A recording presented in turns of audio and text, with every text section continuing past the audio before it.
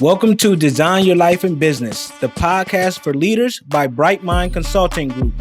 We give you the necessary tools to help you become the architect of not just your business, but your life too. I'm your host, Jevon Wooden. Hey, Alana, how are you today? Hey, Jevon, I'm great. Thanks for having me. Hey, thanks for coming on. We are in for a treat today. We got Alana Hill, and the first question I'm going to ask you is a question I ask everyone. Who are you? Who is Alana Hill? Wow, who am I? Well, whenever I take a Myers-Briggs assessment or a DISC assessment, they both agree that I'm a fun, outgoing nerd. So that's who I am at the start.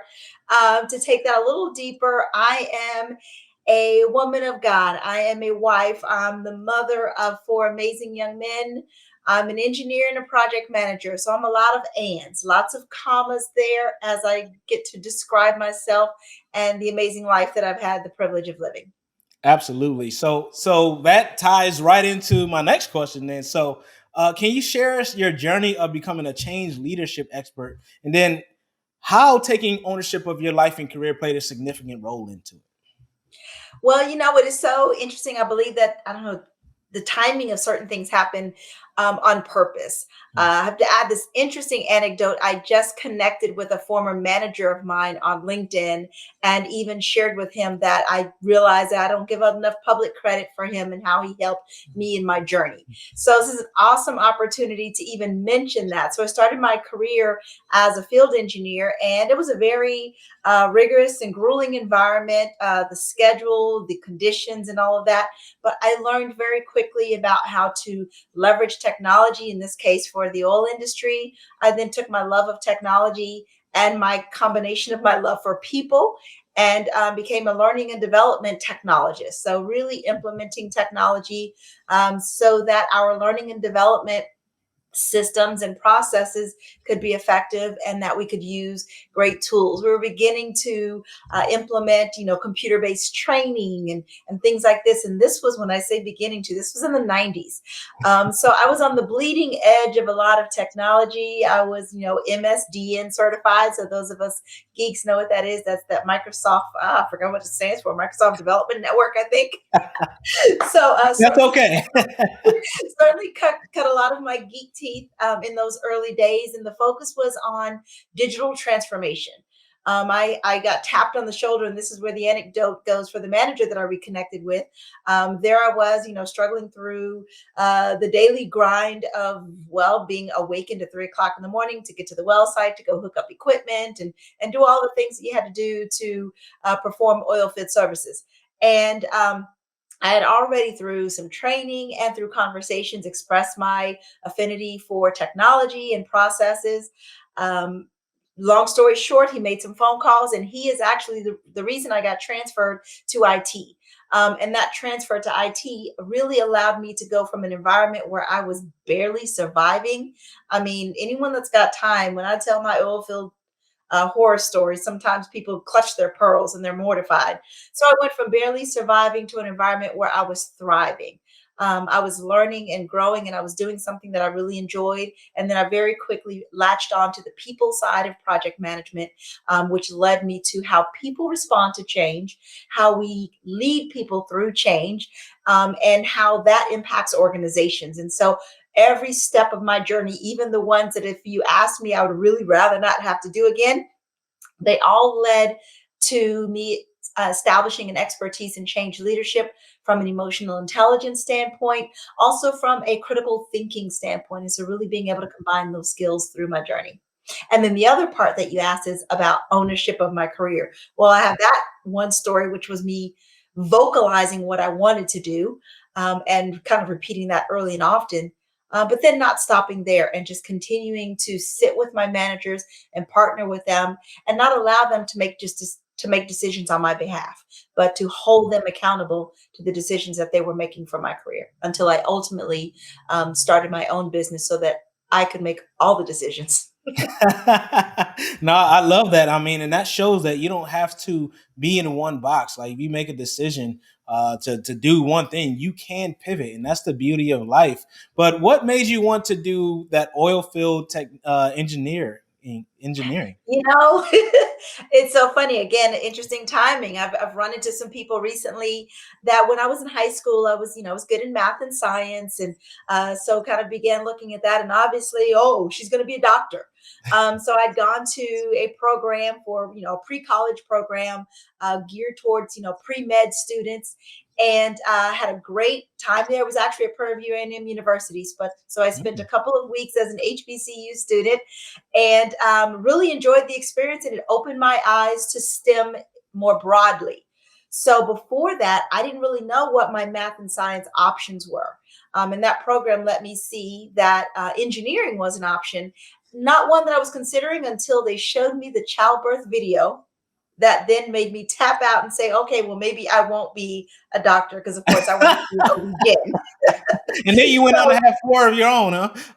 Well, yeah, so that program, and it's so important. And one of the reasons I'm so passionate about working with youth, especially where STEM access and opportunities are considered, is because you don't know what you don't know. Mm-hmm. And when we get exposed to those things that can help us make those decisions, as I mentioned, I've got 4 young men, and the first adult decision that they each get to make is, what are you going to do after high school? What next? We get to guide them. We get to be that guide on the side, that powerful mentor, but it's their decision. And for them to make a good decision, they need to have been exposed to different programs. And so for myself, as a first gen college student living in, if you're familiar with Houston, I lived in Greens Point, AKA Guns Point. And so there wasn't the exposure to what STEM career options were. I mean, certainly I'd been to a doctor, so I knew what a doctor was, but I didn't know what an engineer was. And I certainly didn't know what a petroleum engineer was. And so that led to the ultimate point of that decision, was being that when I was applying for college scholarships, I found a scholarship for the petroleum engineering department at Texas A&M University. And so when I had received the academic scholarship for Texas A&M University, they had a really fabulous needs-based academic scholarship to really help bolster the enrollment for Black and Brown students. And so I benefited from that scholarship being available, and certainly, worked very hard to earn it. But while I was putting everything together, when I came across the one for petroleum engineering and added that to my scholarship bucket, it not only added additional funds, but it made me look in a direction that I wouldn't have otherwise looked in. I mean, I was not considering that. And that's how they got me hooked my freshman year, and I never changed. And I think that's amazing. I mean, for one, you did the research, you did the work, right, to find the scholarships and find the opportunities. And two, being willing to step out of your comfort zone and say, yeah, no, I said I was going to do this, but I'm going this way, right? So what were some of the challenges that you faced along the way, and how did resilience play a role in overcoming those challenges? Well, wow, Jevon, I spend a lot of time talking about resilience, my own and others. It's a really important part of change leadership, and a very important part of life and leadership. I began to build my resilience muscles, if you will, around that same time. And I was talking about applying for scholarships. Unfortunately, at that time in my life, my mother had actually she had just been murdered. And that happened the weekend before the start of my senior year in high school. So I was college bound, but that, of course, gave me pause, because grief, no matter what conditions, creates an incredible amount of pause. And then after that pause, I was able to collect enough of myself. I was still, as a young woman, still working through a whole lot of circumstances, but I was able to pivot strongly enough to fill out those applications, continue what I needed to do, and stay committed to what I said I would. And that's where purpose becomes so important when it comes to resilience, because I had in mind, while I didn't have full clarity of what my purpose was, I won't declare that I was a 17-year-old that knew her purpose in life, but I knew, and I had a vision for what I wanted my life to be like. And there was a purpose alignment there that let me, even in some difficult situations, keep pressing forward. I wanted to press towards that vision, press towards that goal. And unfortunately, that has served me, unfortunately and fortunately, that has served me well through other trials and tragedies like the loss of my oldest son, Mm. and being able to continue to push forward with the purpose that I, by that point, had established, understood, and had clarity on. But that allowed me to continue to operate in resilience and be unwavering from what I needed to do, pivot to get there, but be unwavering in what I ultimately wanted to do. Now I have to ask you, because you lost your mother and your oldest son. Where did that resilience come from? How do you find that? I would be remiss if I didn't give honor and glory to God. I'm a woman of faith, and I do not sit here of my own strength, of my own abilities, capabilities. I consider my strength a grace gift from God. Mm, And that and and having faith just is really about continuing to stay connected to where what your source is. mm, It doesn't mean that pain doesn't hurt. It doesn't mean that I wasn't face down after the loss of my son or face down after the loss of my mom. It meant that when I was able to get up and wipe my face off, that I still had a way forward.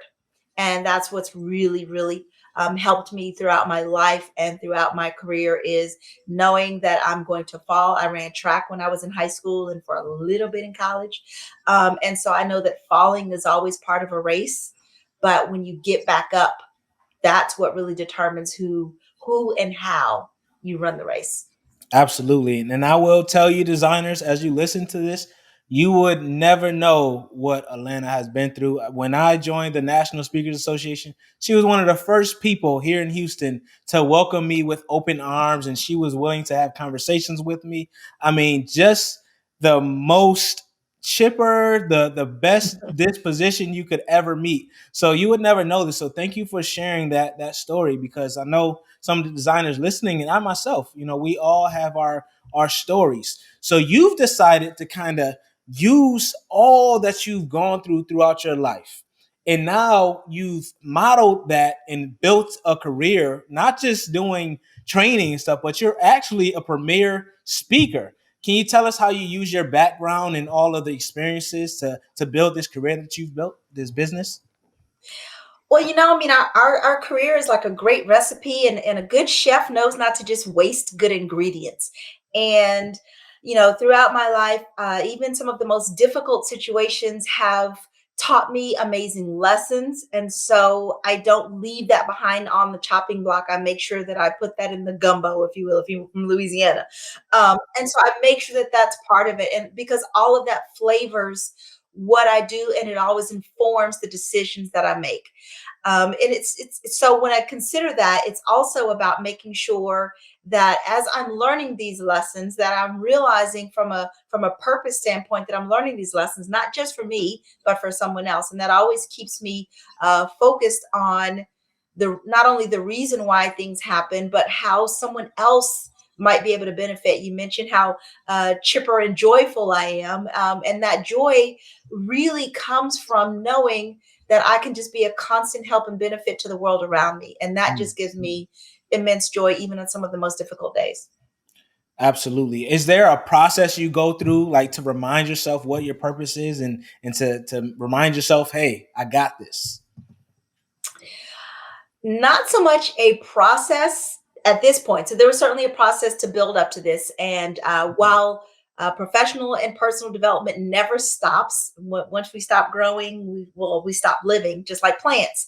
Um, so I continue to go through a change leadership model that I use with my clients, and I call it decide, devise, do, and review. So whenever I'm making a major decision, I always pause, I decide, I evaluate that decision, I commit to the decision, or I recognize that maybe that's not the right decision. So I really analyze my decisions, not to where I overanalyze and don't move, but to where I move methodically. And I really am a firm believer in making measured moves.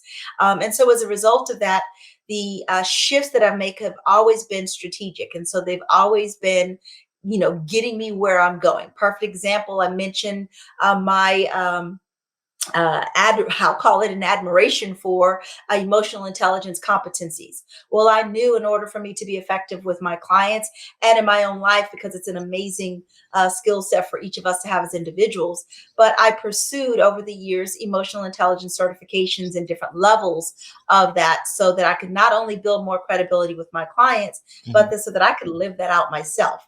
So it was about being strategic about that and deciding as a small business owner, where do I want my professional development dollars to go? Where do I want my time to go? And how is that aligning with my larger business strategy and the purpose that I have for both my life and my business? That's powerful. So you said a lot there, and one of the things that stood out to me is emotional intelligence. Now, I've run into some great leaders, but they didn't have the highest emotional intelligence. So, what are Mhm. some ways that the designers listening here can help build their EI?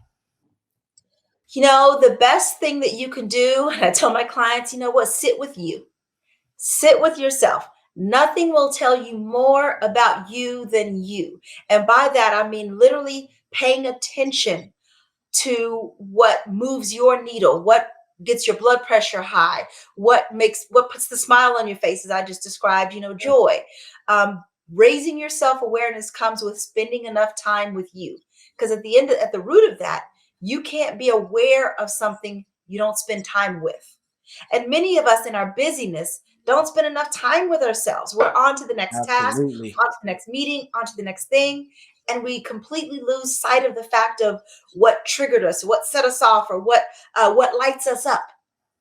And so we don't know. And so we're kind of figuring things out. Sit with yourself, pay attention to the signals that your body is designed to give you, and figure out what to do with that. We say in our I'm a member of the 6 Seconds Emotional Intelligence Network, and we say that emotions are data, and your body is sending you signals constantly about how you feel about something. That response, whether it is a smile response or something that doesn't show up in your nonverbals, but something happened physiologically. That's data. Pay Yeah. No, attention to it. Find out what it's telling you. I love that. Emotions are data. That's a great way to put it. Now, I'm sure some people are listening and say, you know what? I try to sit with myself, but all these thoughts keep coming up. So, what are you supposed to do when that happens?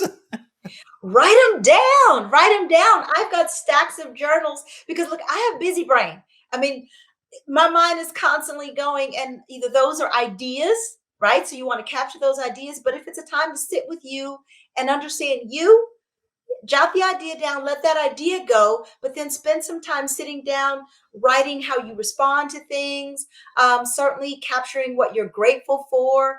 Starting with gratitude is the best way to build optimism, and optimism is one of our core strengths of emotional intelligence, which helps us build resilience. Resilience is rooted in optimism. As I described some of the tragedies that I've gone through, if I were not optimistic enough to think that I could have a better outcome in the future or that life could still go on, I would still be stuck in those situations. So it's about being optimistic, not toxic optimism. I love stressing that because so many of us have been around people and situations where we're supposed to just dismiss if something hurt, if something bothered you, if something offended you, and just smile through it. Right. I never tell my clients that.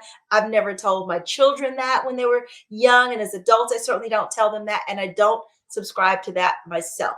We feel what we feel, we acknowledge what we feel, but we don't overindulge our emotions.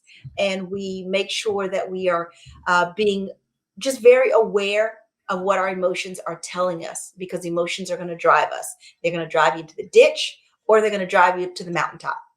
No, I absolutely. I always tell my clients, like, hey, you got to place an interrupt between that thought and that emotion, and whether you're going to react or respond, right? I'd Mhm. rather respond because that meant I took time, right, to think about it, to ensure that I'm doing it intelligently versus reacting where we have that knee jerk and we just like, oh, shoot, I didn't really want to do that. So that's powerful, what you just said. In toxic positivity, let's just keep it real. Like if it Keep it real. And Oh, like you can say, dang, I can't stand this, right? I hate that I did that. You don't have to be like, oh, at least it could be worse. yeah, you know like, yeah, I wholeheartedly agree, man, because that's really how you start building up this strife going on, because you're not keeping it real. Like, you're saying yeah. something outwardly, but you don't really believe it. So I think that is a very good point. What role would you say that goal setting and planning would play in someone taking ownership of their life? That's it. That's the thing. That without that, you're in trouble. You're floundering. When you set a goal and you're committed to that goal is what continues to drive you. And if that goal is aligned with your purpose, as it should be, then that is what you're going to continue for. If you set a goal that's not aligned with your purpose, those are the goals that don't succeed. They were, you know, initiatives that you started that you probably shouldn't have. Maybe you saw someone on social media, um, you know, pursuing something and you thought, oh, that seems like a good idea. I want to do that too. Yeah, but that's not for you. So making sure that you set goals that are in line with your purpose, and just being strategic when we plan that out, that is what keeps us getting up every day. It's that sense of I'm going to accomplish the big thing, but as long as we establish those milestones along the way, and this is where my project management professional training comes in and helps me when I create these strategic plans, is setting up the milestones so that we can celebrate the accomplishments along the way. Because you know what? That dopamine drip that you get when you check off something, I love that. I love to create a task just so I can mark it off and say, look what I did. Because accomplishment is great. Success begats success. Absolutely, beautifully stated. That's why you're a premier speaker, like I said earlier. She's phenomenal. So, Thank question for you: someone identifies their goals, but then they're like, I don't know if that aligns with me. How does someone become the change leader of their life? Well, okay, so for one, self-awareness, and that will sound a little bit redundant, but I do want to really open your mind and your thinking to the benefit of coaching and mentorship, Mhm. because if you sit with you for too long, you're still going to be held up. So I want to be really careful when I encourage people to sit with yourself. I'm not encouraging anyone that wants to succeed to lock themselves in their room and then come out when they've got full self-awareness and go do it all on their own, because that is a recipe for failure. But I do want you to have adequate enough time with yourself to understand yourself, while also partnering with trusted mentors and advisors who can give you guidance. There are also great resources that help you to understand your strengths, along with, like I said, when we kind of evaluate ourselves, but using tools. I use extended disc in my practice to give us insight into what our interpersonal strengths are. It helps you understand what your motivations are, because when we understand what motivates us, we also understand what demotivates us. Right, Mm, right. there's some stuff to know. So reference the tools. Have an amazing coach like Jevon to help you on your journey. Um, but going it alone is wandering in the wilderness. And yeah, it might make for a great Facebook story when you finally make it out on the other side. But if you want to get there intact and be able to do it again, have repeatable success, you want to have a coach and you want to have a methodology and you want to be able to think those things through.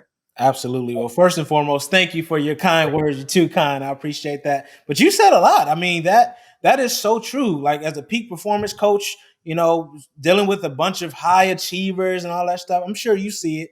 Like, Mhm. people do all of this work and then they kind of get lost in the shuffle, so to speak. So how do you ensure, like, just check in with yourself to say, this is actually what I want, or this is actually what I need to be doing? Well, I one of the things that I do, and this is where my technology background really comes in handy, is that I like to use tools like Asana that help me recognize, when I've committed to something. So your commitments are tasks, and but success starts with action. So what is it that I'm taking action on? What have I accomplished so far? What have I yet to accomplish? And how is this fitting in and aligning with my purpose? Am I setting myself up to do a lot of things? Am I really busy doing a lot of things that aren't getting me where I want to go? The best way to know that is if we're tracking it. Just like if you ever work with any physical trainer, any weight loss coach, the first thing they'll tell you is monitor what you're eating, Write down, write down what you've eaten, the steps that you've taken, the activities that you've done. And if you think about your career, just like a great exercise plan, a great health and wellness plan, because it's not just about exercise, but a great health and wellness plan, something comprehensive. It is really about what you've done, what you haven't done, and where what you're doing is taking you. And that's really how you stay focused on that. Absolutely. You are dropping all the gems. So I want to get to something, right? You are known for your distinctive approach that you call leading change the misengineer way, right? Where you marry critical thinking and compassionate leadership to enable the creation of inclusive, resilient, and competitive organizations. I wanted to make sure I got that right. So, how Thank does your you. framework promote compassion and leading change effectively among leaders in a company? So, because the framework basically combines the benefits of thinking critically, meaning I like to encourage my clients to walk around a problem. And by that, I mean take a problem and look at it from different sides and different aspects. Take out a personal, professional development. While that's not a problem, it is something that we want to improve. Walk around that and see what needs to happen. I encourage the use of a SWOT analysis, which is strengths, weaknesses, opportunities, and threats, as an analytical tool to ensure that we've thought about this from many different directions. That's important. And it keeps it to where I've thought about it in many directions, but I didn't get stuck in paralysis by analysis. I thought it through, and now I'm ready to move on. And that's where, the critical thinking of defining what that is, but then the compassion to say that, okay, in order to accomplish what we said we're going to accomplish, whether it's you as an individual, whether it's a team, how we're going to accomplish that is going to require grace. It's going to require accountability. The two are not mutually exclusive. It's going to require a focus on compassion and empathy, understanding that sometimes what we've set out to do, our outcomes aren't always a direct result of our effort, because you know what? Life happens. That's so We true. don't use that as an excuse, but boy, I've lived enough life to know that that is more of a truism than a bumper sticker any day. Mm. Woo. All right. All right. I like that. I like that. Perfect. So you've also written several books. I mean, I'm wondering how you have all this time to do all this when you got so much you're doing. This is amazing. But you've written several books, and one is called What's Your Catalyst? The Power of Managed Change. How does the concept of a catalyst tie into resilience and personal ownership?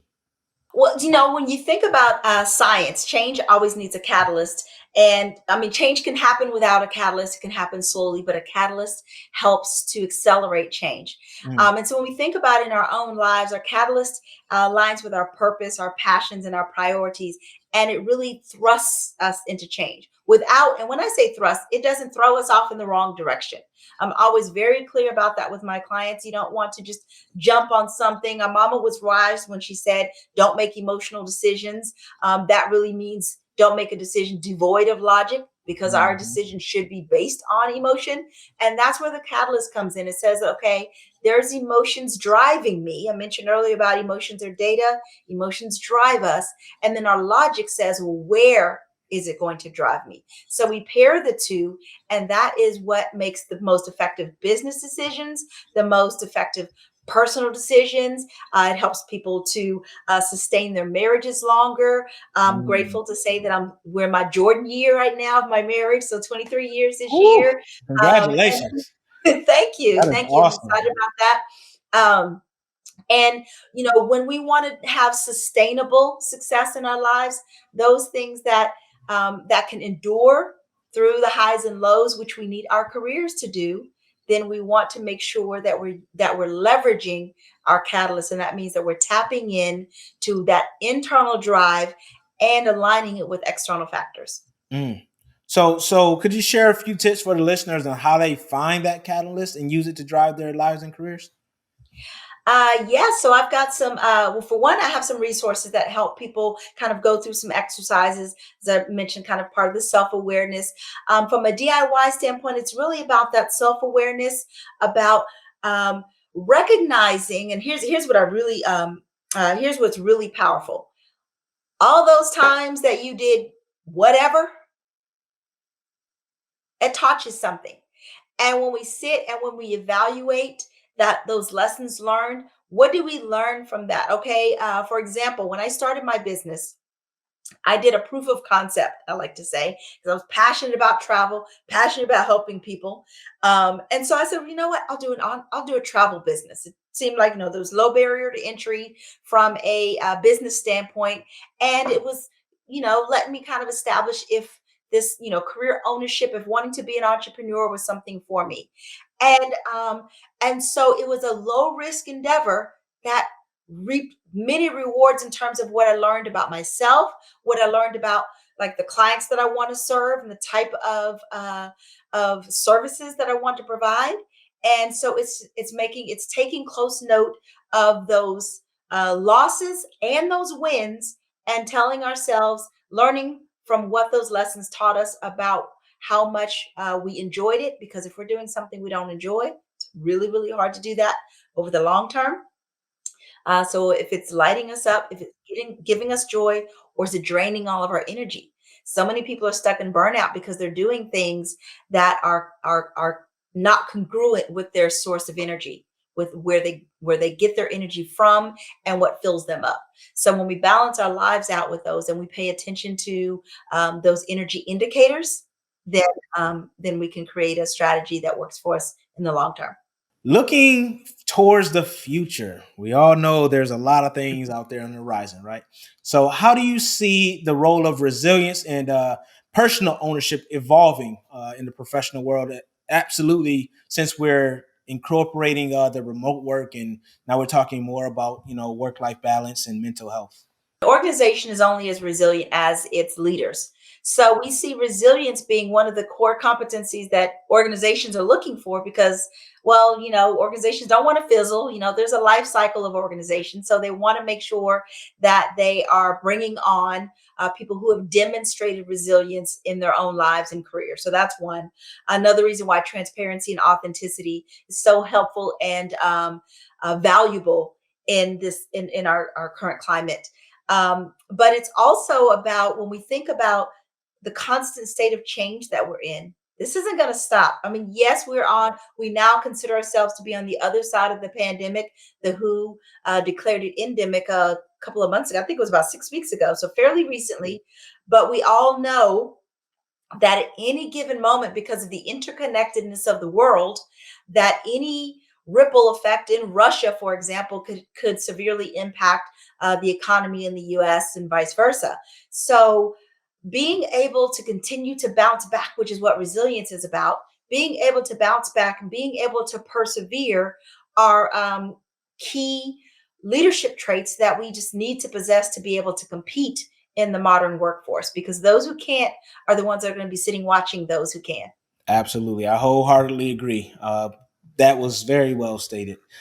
So we're going to shift to our by design segment, where I ask every guest the same three questions. Are you ready? I'm ready. All right. I knew you say you were. So what has been the hardest part about designing a life and business you don't need a vacation from? Oh, don't need a vacation. Woo! Well, if you follow me on social media, it's because I'm always on vacation. Um, I love but that. the hardest part about that has been, and I've used this statement with my sons, is that you have to do what you have to do to be able to do what you want to do. And the reality is that there are some things that I don't necessarily want to do, but I know that I have to do. So the hardest part is, I mean, real talk, is not being able to just get rid of the stuff that I don't want to do. It still has to be done. And then I still have to just push through that so that I can just continue to celebrate life. That's Man, the hardest part. I you want to said give a myself. word right there. I'm sure we all can attest to that. So, second question is, what is the best lesson you've learned on your entrepreneurial journey? Don't do it alone. It's a combination of community. So, Jevon, as you mentioned, we met in the National Speakers Association. So, the benefit of community, the benefit of coaching. I've invested in coaching in my business for myself and for business processes. So making the right investments, because sometimes people can, oh, this is the shiny new object. No, no, no, no, no. making wise investments and being in community. And that's where community also helps with that, because you can have conversations about what successes that people have had, and really sharing that. It's really about, I'm a really firm believer and a really strong proponent of collaboration. I would love to think that I sit here, I'm in the headquarters of Two Hill Consulting Services, and I would love to say that I've built this all by myself. Well, actually, I wouldn't even love to say that, because I haven't. I've had a great team, and I continue to make sure that I'm surrounded in community with people with like-minded individuals who have businesses that they also want to continue to build. Thank you so much for keeping it real, because I love seeing collaboration over competition. Right. Yes. So thank you for reiterating that for me. The last question is, what are 3 tools or tips that you would recommend when scaling a business? SCORE, SCORE, through the SBA. And I almost chuckle when I say that out loud, because their model has changed, of course, as a result of COVID. But so now being able to do so much of that on the phone is just so much easier. But I would certainly leverage SCORE. I would certainly leverage Asana as a tool, because, again, if you don't organize and prioritize, you'll be doing the wrong things on the wrong day. And that is really important. And one of the things that I really love helping, especially small business owners, do is to organize their processes and to streamline that, and to you have the most effective uses of their tool. So there's some of those things that I talked about earlier that I don't want to do, that the tool can help me either prioritize, so I can delegate them to someone else, or I can automate them or something. So Asana as a tool, I think it's a great management tool. And then another tool, if you're running a business that wants to get money, your business want to get paid, Yeah. you got to have a CRM. Right? Yes. You have to have a way that you are managing your client relationships. And by CRM, I'm not talking about something that sends out email to people, your email list. I'm separating that from a system that will allow you to monitor who you've communicated with, how you've communicated with them. And these communications can be phone calls, meetups, but just managing those activities so that, again, they can be prioritized, because to have consistent revenue. I had the opportunity to learn at the feet of Delatoro McNeil, and one of the things that he said that has stuck with me is, some of y'all are operating on IFCOM. And I still laugh at that, because if you don't have repeatable processes and a consistent way of managing your business's workflow and cash flow, you if you make some money this month, or if you don't, then no. So move from IFCOM to income. I love that. IFCOM. Absolutely, man. We are running businesses. We are not doing expensive hobbies over here. So thank you. Man, it's been a pleasure, a great conversation. I mean, you've shared so much that if you're listening, you need to listen a few more times to pick up everything she put down. So thank you so much for being here. How can everyone connect with you? LinkedIn is my playground. So if you want to come play, talk about, some of the ways of the world in the workplace, find me on LinkedIn, Alana M. Hill. Also, I've got great resources available on my website that you can find at themissengineerway.com. That is themissengineerway.com. Awesome. Thank you so much. And everything she just mentioned will be in the show notes. So make sure you subscribe, like, and share, and then catch Miss Alana Hill right on LinkedIn or her website. Thank you so much for being here. It was a pleasure. And remember, everyone, keep ascending. Design Your Life in Business, the podcast for leaders, is brought to you by Bright Mind Consulting Group. To find out more about Bright Mind Consulting Group and how you can become the best leader possible, visit brightmindconsultinggroup.com. Make sure you search for Design Your Life in Business on Apple Podcasts, Spotify, Google Podcasts, or anywhere else podcasts are found. Click subscribe so you don't miss any future episodes. On behalf of the team here at Bright Mind Consulting Group, we cannot thank you enough for listening.